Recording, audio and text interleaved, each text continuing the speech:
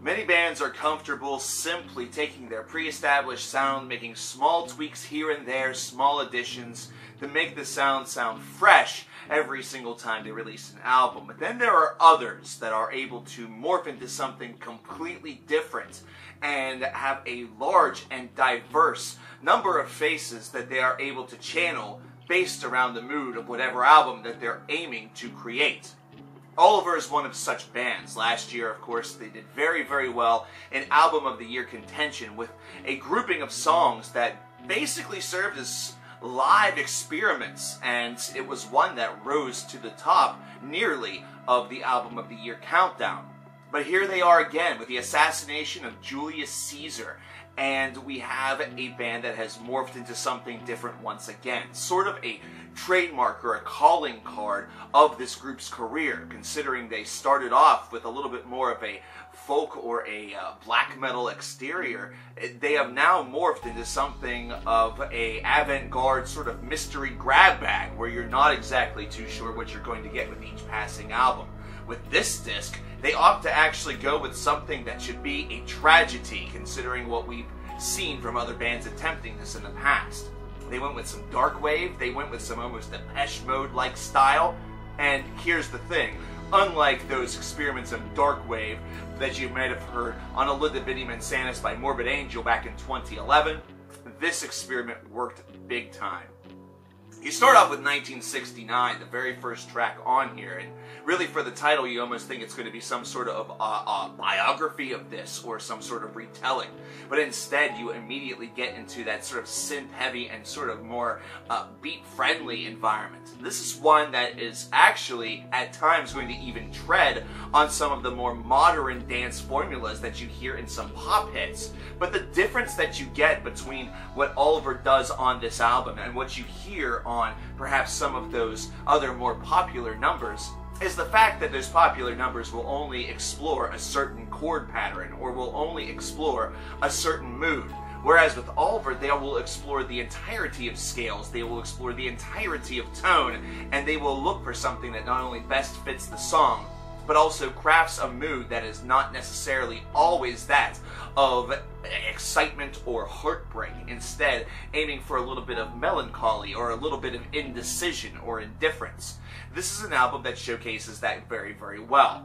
And whenever you get into the meat of this album's order with tracks such as Coming Home, clocking in at nearly 8 minutes in length, or of course the long 9.5-minute Rolling Stone, you also see the experimental side that Ulver's always been so very well known for. In fact, with Rolling Stone, you get some lyricism throughout the first portion of the song. However, the second half mainly serves as a bit of an exploration of sound that seems to only build the mood.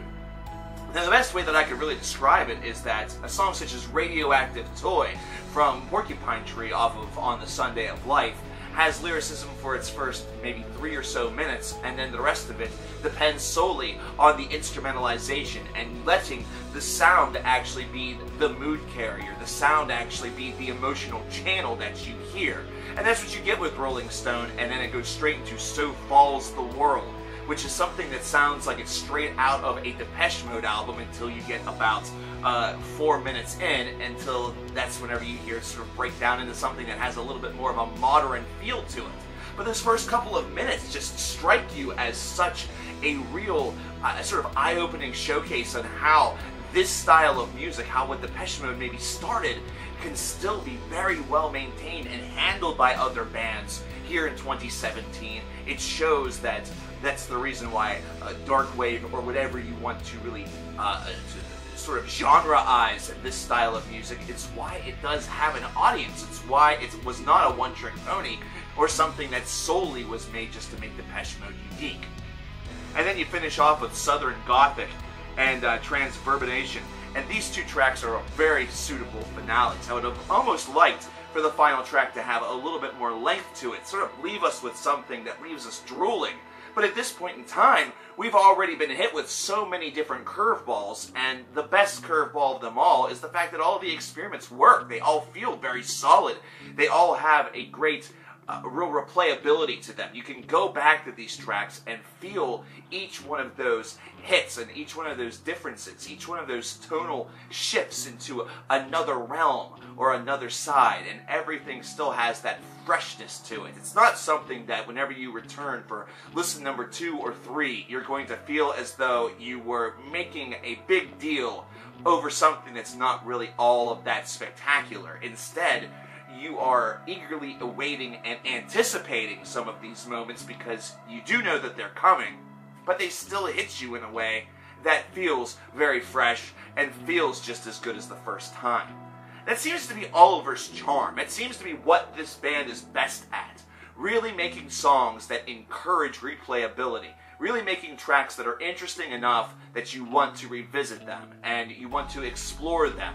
It showcases a real knowledge not only into music theory, but also musical construction and knowing yourselves to a point and to a way where any exploration, any territory that you aim to really raise or be a part of and really explore, be a traveler, you're able to really do something magical with it. It seems like with every style that Ulver attempts, they're able to do something terrific with it. That they're able to excel and feel like they've been making music of that variety, literally, for their entire careers, even if it's something that they may be attempting for the first time as a whole, as opposed to just as something they put in portions of other songs throughout their career. What a terrific listen. This is something that goes right alongside some of the other greats of this year, just simply for its surprise factor. Whenever you hear that this is going to be a little bit more electronic, you're not exactly surprised. Ulver has showed that side of themselves in the past. But whenever you see names such as Darkwave in there, or, Dance, even, you start to wonder a little bit what happened, or what Ulver has decided to undertake. And then you listen to it, and then you realize that you don't have to worry about any sort of adjective whenever it comes to Ulver. They could say that it's bona fide pop music, and somehow Ulver would make it sound incredible. Same thing for country music. Hell, they could write an opera. Hell, they've already done their own rendition of The Marriage Between Heaven and Hell by William Blake, and it was a fantastic double disc listen that was released at the tail end in the 1990s. This is a band that just has an interesting take on everything that they do, and it continues with this album. This is a 26 out of 30. It's essential listening. This is something you gotta check out. And if you've not heard of Ulver up until this point, if this is your first experience with them, I highly, highly implore you to go back into their previous works and find some of their other material and listen to it and just become soaked in the atmosphere. Become obsessed with this group because they are very good at what they do. But I want to know what you guys think about this album. What did you think about the Assassination of Julius Caesar by Ulver? Let me know in the comments below, and if you like what you've seen with this video and other things that perhaps you've explored with on the channel, there is a charity that's currently running on the channel. Click the donation link that's in the description box below and drop a couple bucks if you'd be so kind. The charity is to One of a Kind Pets, which is in Akron, Ohio. It's a great facility that helps to save the cats and dogs and other animals that are set to be euthanized in other facilities, as well as also giving them a second chance of being adopted in a great, great facility that is very modern. So just something to keep in mind. We're also streaming a lot for that as well, so I hope that you'll join us for one of those. So let me know what you think about the album. I'm CoverKillerNation. I'll talk to you next time. Take care.